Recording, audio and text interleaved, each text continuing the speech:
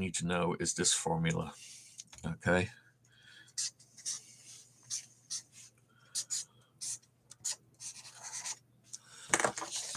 Okay, it's that one. And basically that says time is equal to the square root of distance. Okay. Time is equal to the square root of distance. That's the first part you need to know. When you learn that, you can do this. If you go to my previous videos about dimensions and half a dimension and things like that, you'll realize time is half a dimension. So distance is a dimension, time would be half a dimension. What you can do with the formulas then for SI units is you can do that. Time is equal to speed. I watched the Christians versus atheists debates for fun because it's kind of like background noise. You can kind of dip in and out of the conversation and you don't have to have a specific point or follow along. So you can do something else and have that in the background. One of the things I was picked up on was that they said, oh, when was the beginning of the universe?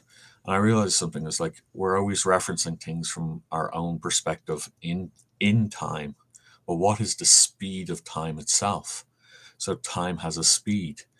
And with that formula, you realize that you're moving time-wise when you're moving speed. So so basically what happens is like this, is you have, I'll put universal time and speed time, okay? Universal time and speed time on different axes. So universal time is pretty much the same speed all along here, traveling through. The speed of time it can change, but you wouldn't notice it because your observation of time would change with it. So that's the universal time, and that's speed time. And what happens is, this is what happens when you speed up. When you speed up, that's what happens, is the actual background universal time gets faster. So what you can do with that is this. It's quite simple, actually. What you can do with that is, okay, let me think what you can do with that. Sorry, just give me a sec. Is you can build devices that that basically what you do is you get a ring. You get a ring. Just a ring. So that's a ring from the front and a ring from the side. And when you spin it and push it in that one direction, you're experiencing more time when you're pushing it. And then when you slow it down and push it backwards, you're experiencing less time. So you're creating more momentum in one direction than the other. So that's basically the first engine, the first type of engine, type 1 flying car engine that can break the equal and opposite momentum rule. And the second one is the what I call the heat lens, because it kind of uses heat, but it's basically just a ring with being pushed on from two different sides. I'll put the pushers. I'll give it a little blue in the pushers.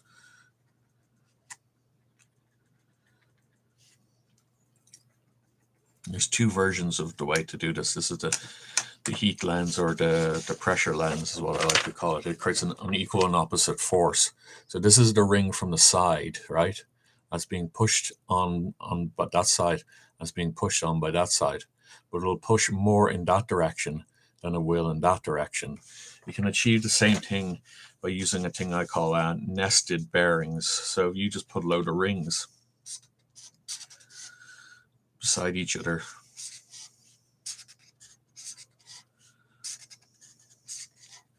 And then you put a pusher on one side.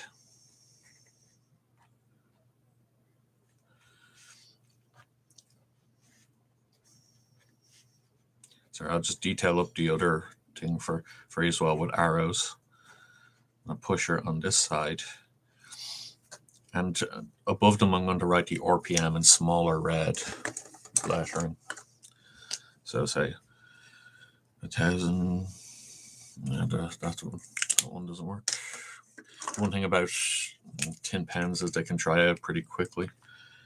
1,000 or 100 RPM, 90 RPM, 80 RPM, 70 RPM. So I redetailed to see the directions of the pushers on. So that's the disc from the side. The smaller end of the thing pushes that way. This is a similar thing. Is you have the discs rotating in the same direction. See these, but they're all rotating at slower and slower speeds.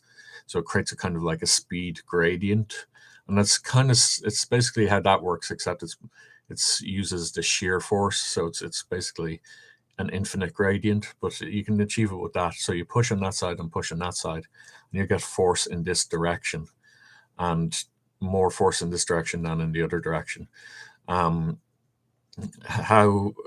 What I think happens is heat then gets turned into momentum in that device, but that's basically how that device works, and maybe how that device works.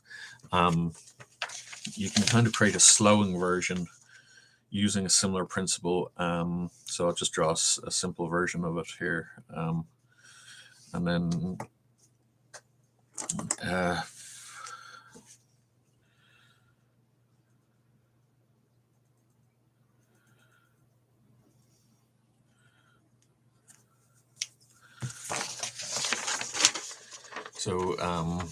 that's what I dreamt of my true love, and that's what she gave to me. It was actually a dream. I saw that one, and it's like a brake or something like that for momentum.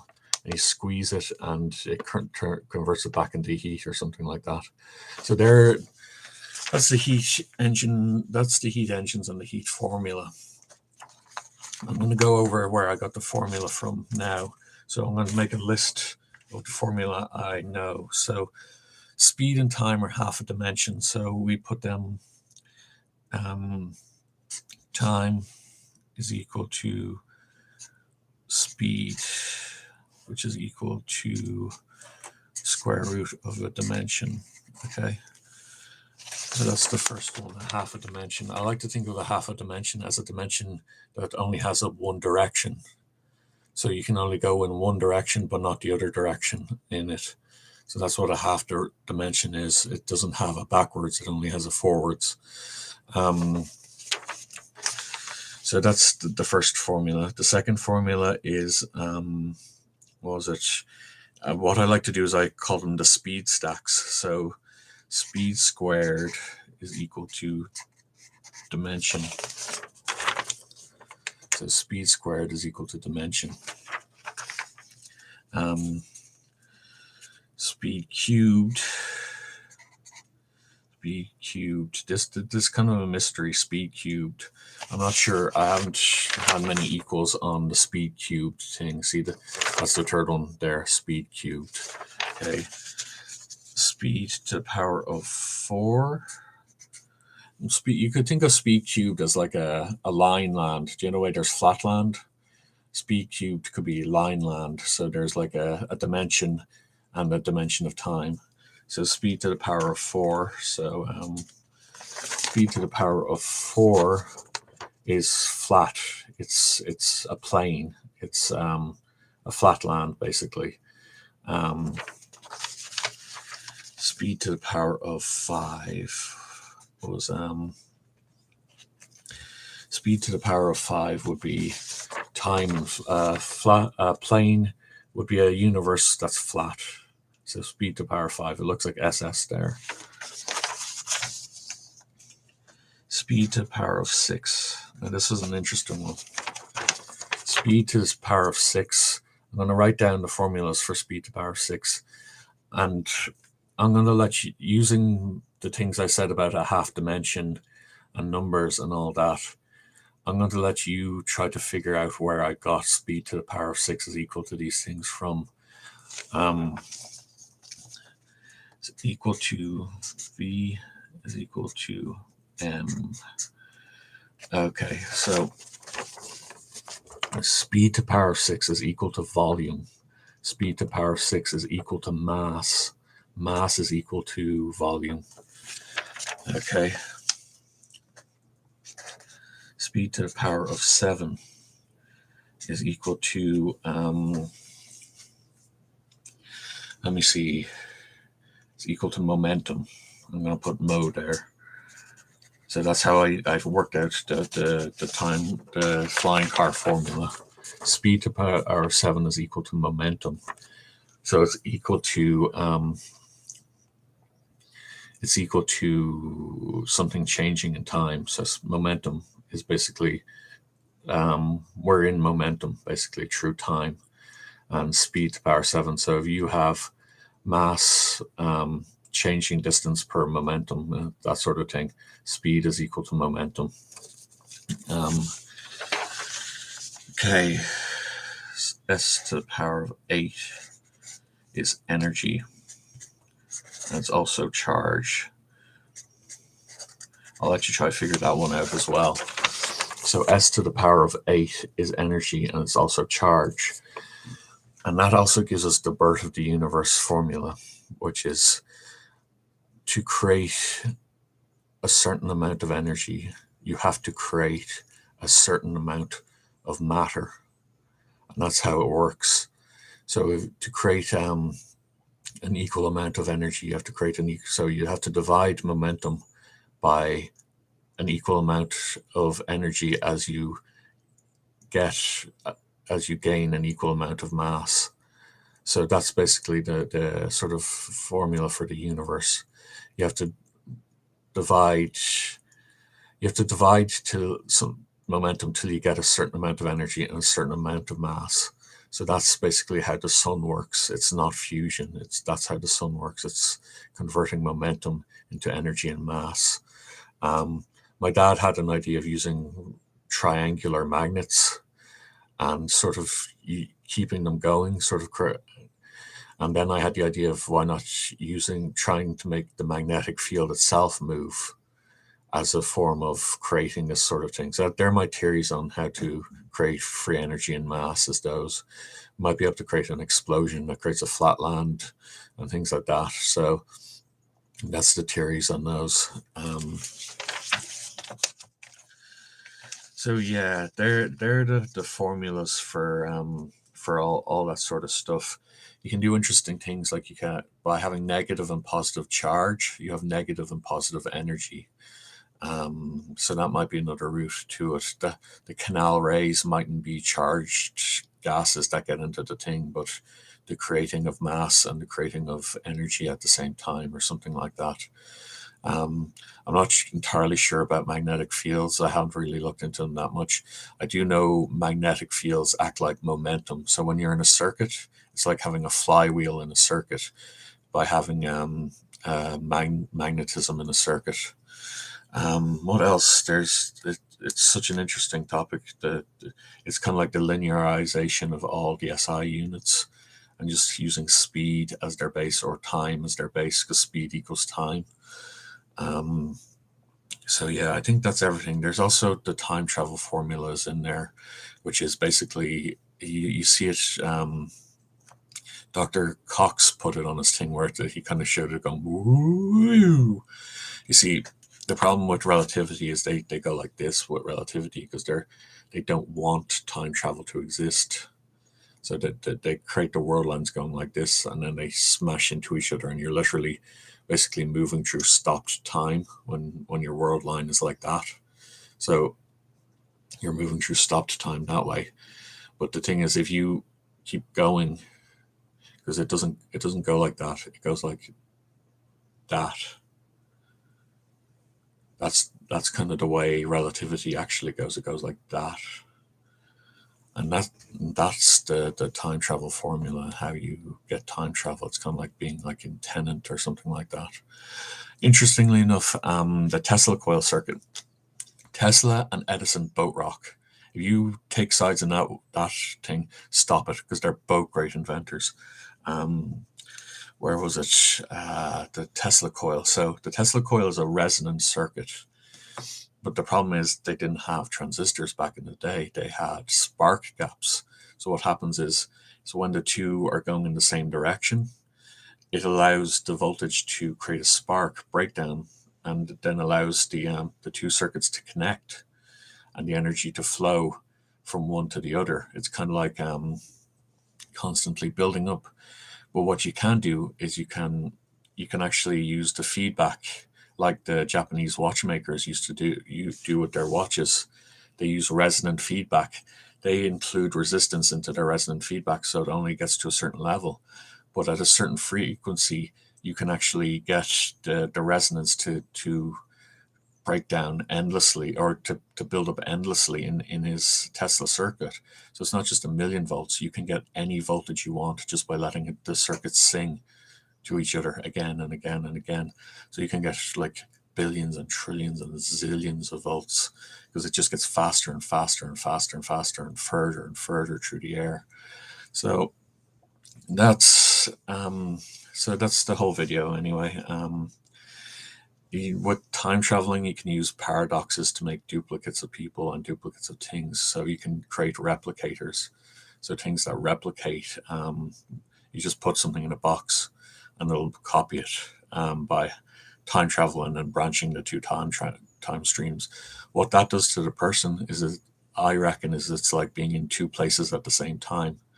Your consciousness will be aware of you and aware of you in another body in another place. So it'd be like having a bigger body made up of just two of you. So that's all the crazy stuff I have to say for now. I hope you enjoyed the video, and I wonder who will be the first to actually look at this video, because I'm putting up quite a lot of them now and I'm quite enjoying these blogs. So I hope you understand where I'm coming from. You need a little bit of basic physics to sort of get into what I'm looking at. Physics isn't that complicated a subject. It's messy, and that's why people find it complex at the moment. I always wanted to do Schrodinger's experiment with water instead of debt. So you put your person instead of a cat inside a box, and you put two doors at the end of the room, and you the thing triggers it being rainy, and if you get rained on, you go into the left-hand box, and if it doesn't get rainy, you go into the if it sounds an alarm, instead of getting rainy, you go into the right-hand box. And that was one of the fun Schrodinger's experiments I want to play with. I actually don't believe in quantum physics, and I'll be putting up a video on my theory later on. So look forward to that. It's quite it looks very bright on the video. It's quite a blue day. If you have a look, I'll give you a quick look at the clouds. Oh, yeah. I don't think I can reach. It's kind of yeah. It's yeah. See my white lab coat on the door. I pursued cell biology because I wanted to create a live forever tablet. But no one would let me do my experiment in UCD, so that was kind of a bummer. But basically, I'll do another video on that too. My room's a mess, as you can see. Well, it's not. Some of it's dry, some of it's okay. Some of it's dry. I meant some of it's not a mess. Yeah, I had tonsillitis. So what I used to do, you have to be careful with this because you can get air bubbles in your tonsils, which you don't want. So I usually suck on my tonsils afterwards. I had tonsillitis, and what I did was I got one of these pumps, and you can buy these things. They're like syringes, but they have no. They're basically syringes without a needle, and you can stick the nub of it into your tonsils and spray it with Listerine, and that's how I got rid of my tonsillitis. And then once it's gone for a while, you just use the Listerine every day on your tonsils. I used the kids' Listerine because it's less likely to be dangerous, probably, if you accidentally swallow it. That was another invention I also wanted to mention, which was stomach Listerine. If you could come up with something that isn't absorbed by your stomach, but it'll clear out your if you have a gastric bug, it'll clear out your gastric tract. So there you go. There's quite a few inventions in this video. I'm Ollie. I go by the moniker of the Inventor, or Inventor if you want for short. It's my title. It's my honorific, as the Japanese would say. If you want to be Inventor too, you can use that honorific too. It's not solely owned by me. So Inventor is what you can call me for short. It's like calling someone by their second name, their honorific name. So Oliver Inventor is what you can call me. Thanks for watching, I suppose. I'd love to put more into the video, but I think I need to break up the videos, otherwise people become bored with how long it takes to the things, and it's actually quite a short invention to understand once you know it. So thanks for watching, and I'll see you in the next stream.